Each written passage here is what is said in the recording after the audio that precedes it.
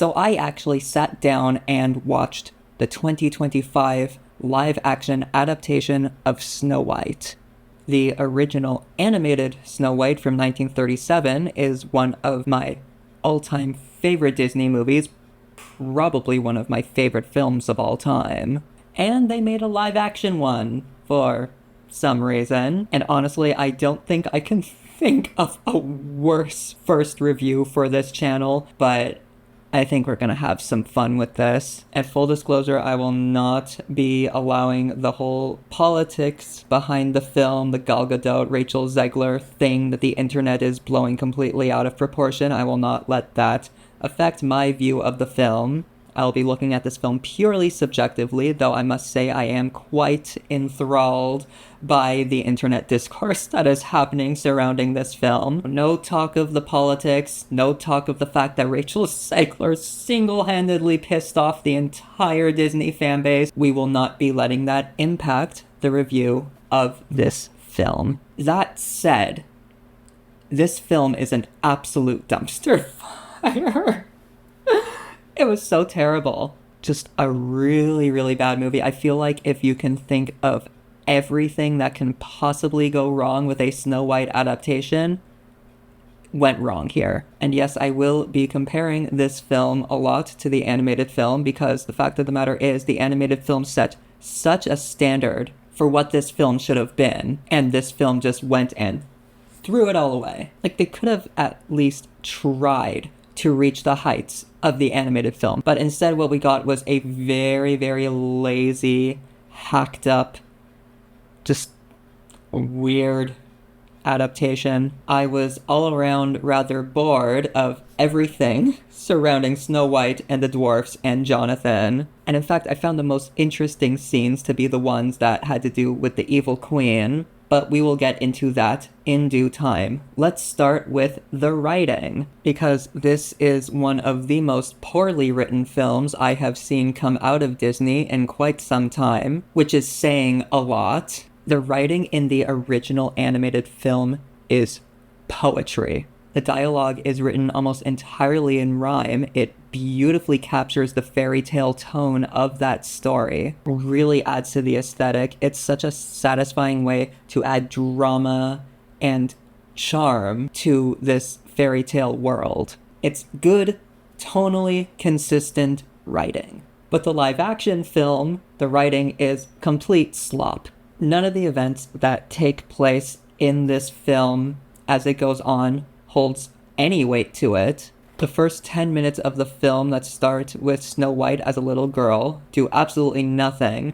The elements that should have been told visually within these 10 minutes of the film are instead just pointlessly shoehorned in through expository dialogue later on in the film. So honestly, the first 10 minutes of the film don't really need to exist because they really don't do anything for the film. What the first 10 minutes of this film did, the animated film, if we're talking exposition, managed to cover in 30 seconds. If you're really going to do this whole context-heavy start of the film, you couldn't have had Snow White maybe interacting with the queen a little bit, or interacting with her mother, you know, rather than Snow White saying later on about how her mother taught her how to whistle. You could have maybe shown that in the first 10 minutes. And of course, this start of the film also adds a rather pointless opening number, but we will get to the songs soon because I have a lot to say about those. Honestly, I feel like for a film with over $300 million at your disposal, it is rather easy to build these elements visually rather than just through talking. The film is actually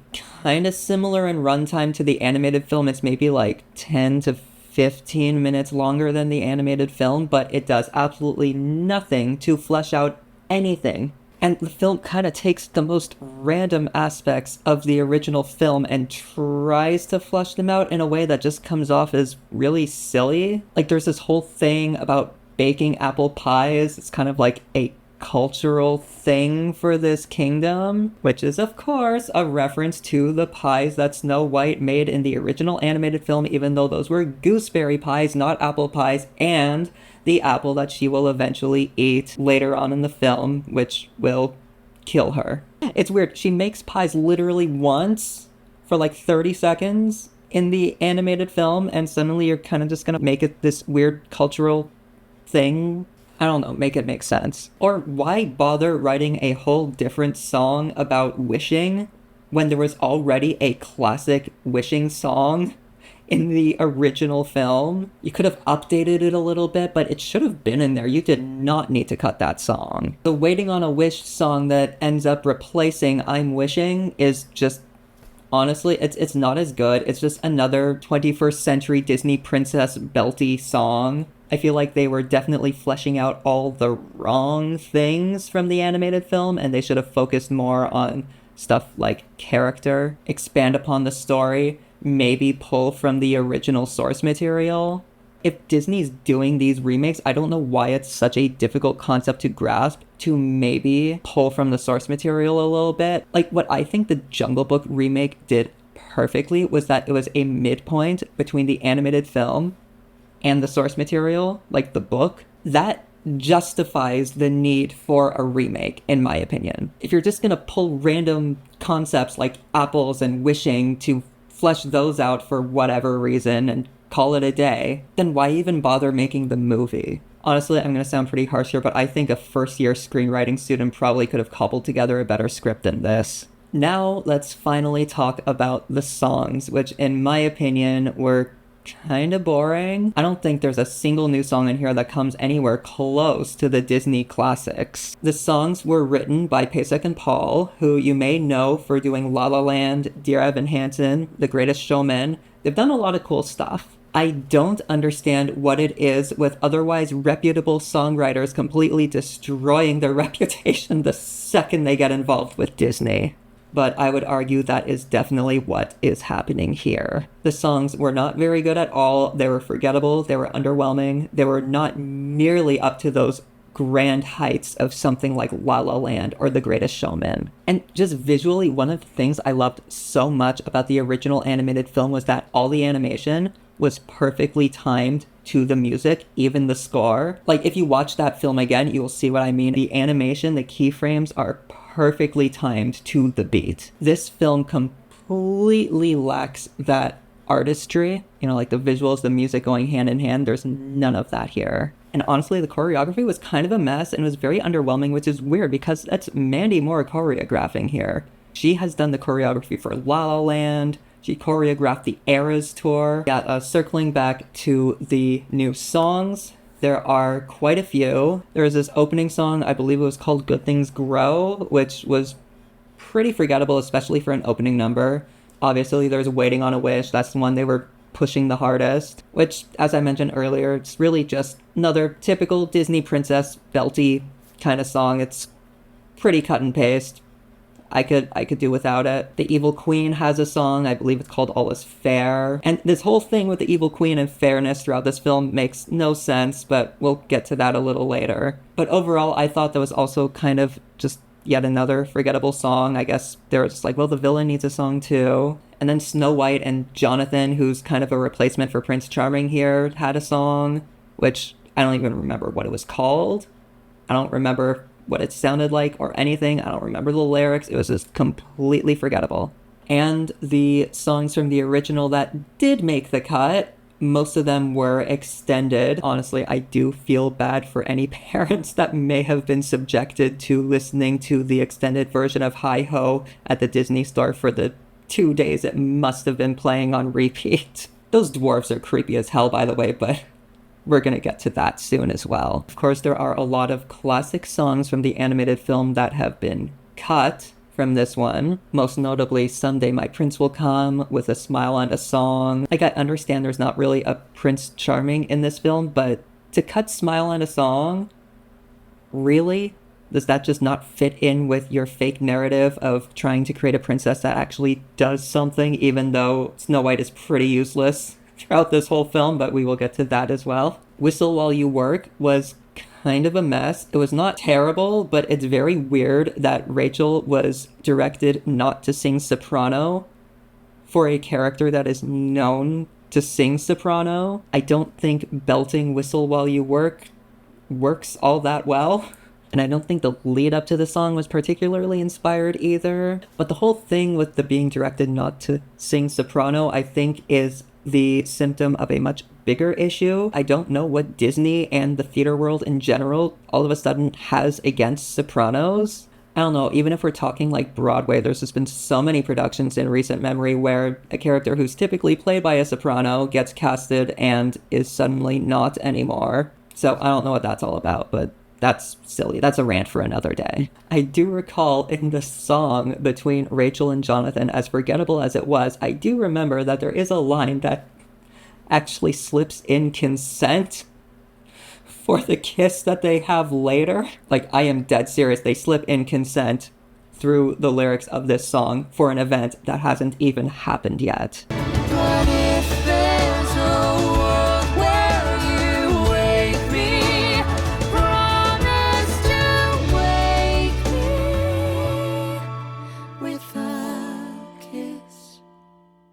First of all, how would you even know that this thing would happen to you where you're going to be knocked out and you need a kiss to wake you up? It was a terrible kiss, by the way.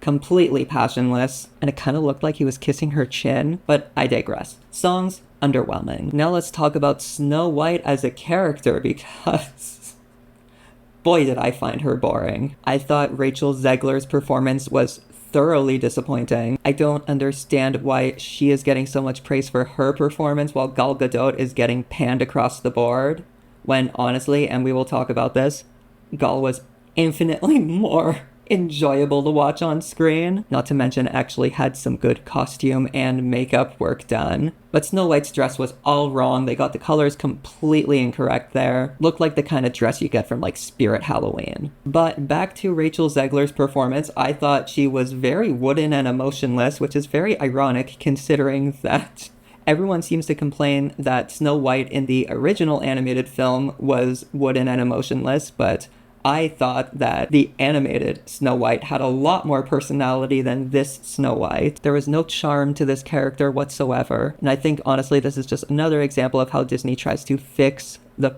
problems of their animated counterparts, even though they don't really need fixing in the first place. And ironically, you just wind up making things worse. Because suddenly now we have a Snow White that is so much more one note and so much more deprived of any personality. It was a disappointing characterization and honestly a very disappointing performance. But now let's get to the Evil Queen, because those scenes were probably the only parts of the movie that somewhat captured my interest. The Evil Queen is played by Gal Gadot, and she gives this very weird performance that is kind of over the top, but also weirdly reserved, and I don't know if it's just her as an actress or if it was due to bad direction, but the result is just this very strange, campy, just fun to watch thing. And as your friendly neighborhood twink, it is my duty to tell you when there is camp playing in our theaters, and let me tell you, you heard it here first, honey.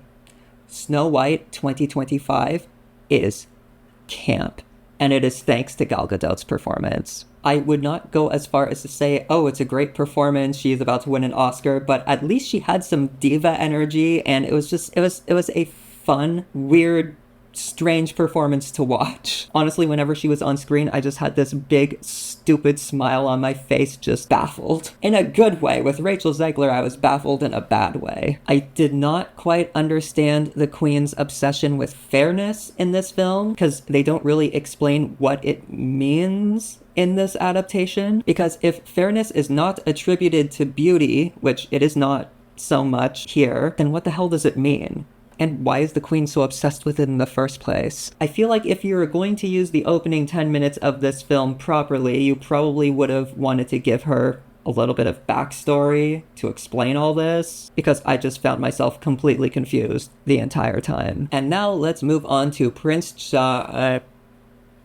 Jonathan, who is not Prince Charming anymore, but rather a bandit who steals stuff and does bandit-y things, I guess. Honestly, I don't even know what the point of his character was, because I was so on the verge of falling asleep whenever he was on screen. I will be completely honest here. I just thought he was so boring, so one note, serves the same purpose as Prince Charming, but I don't really understand the change because the beats of his character still wind up being the exact same as the plot beats that are attributed to Prince Charming. I don't understand how Jonathan kissing Snow White awake suddenly fixes a problem of Prince Charming kissing Snow White awake. But yeah, that's about all I have to say about Jonathan. So now I guess we should move on to the dwarfs and Jonathan's 7 bandit friends, who you may recall seeing in early promotional pictures, which I believe were actually just leaked set photos. Those dated back, I think, sometime around 2023. I have a strong feeling that the bandits were actually supposed to replace the dwarfs, but then the backlash kind of led them to bring the dwarfs back. So now it's kind of just the bandits and the dwarfs, and it's just a mess. And the bandits, honestly, were pretty useless in general. I don't even know why they needed to be there in the first place. But moving on from them to the dwarfs, I will say right off the bat that the dwarfs were absolute nightmare fuel. They did not improve the visuals of the dwarfs from the trailers at all. Those were 100% the final designs. They were really creepy to watch, and honestly, I just thought their dialogue was very jumbled and messy and often gets lost. In the animated film, there's a lot of the dwarfs talking in unison. In this remake, there's a lot of the dwarfs talking on top of each other, which just leads the dialogue to be very jumbled and messy and kind of difficult to keep up with. The live action medium just makes the dwarfs and everything surrounding them just not nearly as lovable or as charming. They're just annoying. And none of their personalities get to shine because they're kind of just all too busy yelling on top of each other. They're just so limited by the live action medium, even though they're CG, that it's very difficult for their individualism to come out. I think one of the funniest things about this movie, if we're talking about reshoots and adding in the dwarfs at the last minute, all of that, you can tell when the reshoots took place simply by looking at Rachel Zegler's hair. I don't know when she had time to suddenly do her hair all nice in between scenes, but weirdly enough, those scenes just happen to be when the dwarfs show up. So yeah, it's definitely building on the evidence of the dwarfs being added in at the last minute, and it all kind of just looked very poorly stitched together, which I guess is a proper lead into the visuals, which I thought were fine, generally speaking. They didn't really blow me away per se, and I thought a lot of it did look very green screen, especially the scene with Snow White in the forest with all the trees coming to life and everything. I thought that was very visually underwhelming. But yeah, set design did not blow me away, but I didn't hate it either. So yeah, surprisingly, for a film that cost over $300 million to make, I do not have much to say about the visuals, but now I think is a good time to get into some spoiler territories. So if you would like to skip it, just go to this time code over here. I'll start this section off by mentioning just how disastrous the ending scenes were here. Like, remember that really cool scene close to the end of the film where the dwarves and all the animals kind of band together to kill the evil queen? Gone. Replaced by some dumb, impassioned speech given by Snow White because, they just had to make her do something, I guess. And then eventually, after all this, the queen smashes the magic mirror, and that's what ends up killing her. So this Snow White that is kind of supposed to do stuff does absolutely nothing. There is this one moment during that whole speech where the evil queen gives Snow White a knife and literally tells her to stab her. And obviously Snow White does not. But I'm thinking, Disney, if you want this character to be this badass warrior that saves herself, you should have stabbed the queen. Like, I don't even know why she even held back. I thought that was stupid. It would have been a lot cooler if she just stabbed the queen right there. Then there were a bunch of other weird changes, big and small, that I didn't really care for. For example, if we're talking like small changes, after the scene where the queen realizes that the huntsman did not kill Snow White, he replaces her heart not with the heart of a pig, but with an apple. And at that point, I'm just asking myself, Disney, how boring have you gotten? Like, is it really so violent for the heart of a pig to still be in there? Like, why even bother replacing it with an apple? Because it doesn't work thematically. It's just dumb. You're trying to be gritty, you're trying to be mature with these remakes, and ironically, you just wind up becoming more juvenile. It's honestly kind of pathetic that Disney can't seem to take even a single risk now. Like, between that and how they screwed up the forest scene, I just don't understand why Disney is so against challenging children nowadays. Like, I handled this stuff and far worse as a kid. I think children nowadays can handle the heart of a pig and a spookier forest scene. And then there is one big character change in this film that really frustrated me, and that is the fact that they make Dobie talk. And then there's this whole weird arc about him being too afraid to talk because all the other dwarfs bully him. It's a silly plot point that adds nothing, but honestly, Disney, if you are going to give the middle finger to every Disney fan, rather than destroying what made an iconic character so lovable and charming, just get Rachel Zegler back on your press junket. I can assure you that would do the trick. Weird. So, final thoughts. I will be blunt. This just feels like a paycheck to everyone on board, right down to the actors, the director, the writer, the songwriters. No one gave it their all here. For a film that tries so hard to fix the original film that quite frankly does not need fixing at all, it weirdly just makes it worse, and that's something that has been going on with Disney for years. They hate how a prince stalks her and kisses her lifeless body to come back to life, just for a bandit to do the same thing. But oh, my mistake. She was the one to give an impassioned speech at the end of the film. Truly, that makes all the difference. Just a very shallow way of thinking. If you're trying to update your story, you can do that in more effective ways and stay true to the heart of the original film. Honestly, I cannot believe that $300 million got funneled into this film, and that money could have gone to 3 or more decently budgeted original masterpieces that I can assure you would have done better at the box office. So yeah, not a good film. I am not entirely sure how I want to grade films here, but I'm thinking maybe I'll do a letter grading system because I already have the star system on my Letterboxd. So if we are grading this film is 100% getting a D. So yeah, those are my thoughts on the new Snow White film. I promise I will have a better film to review next time. But for now, if you like this video, you can go ahead and give it a like. And if you like me, you can go ahead and subscribe and stay tuned for more. Bye!